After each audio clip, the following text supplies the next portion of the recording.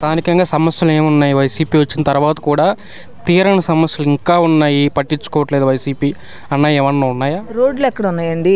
రోడ్లు ఉన్నాయండి, ఎక్కడికి వెళ్ళినా రోడ్లు ఎక్కడికి వెళ్ళినా పగిలిపోయి ఉన్నాయి. రోడ్లు బాగలేవు.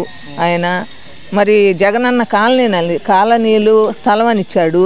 1,80,000 అన్నాడు. ఎవరికి ఇచ్చాడండి 1,80,000?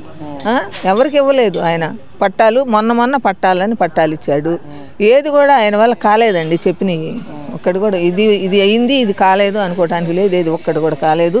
టోటల్గా చెప్పాలంటే నెక్స్ట్ సీఎం జగన్ వస్తే ఇక్కడ వాళ్ళు ఎవరు ఉండరు, వలసలు వెళ్ళిపోతారు. లేకపోతే భిక్ష ఎత్తుకోవాలండి. ఇంకా వచ్చి పెట్టుకొని భిక్ష ఎత్తుకోవాలి పరిస్థితి వస్తుంది. సీఎంగా జగన్ ఉన్నా అదే జరిగేది.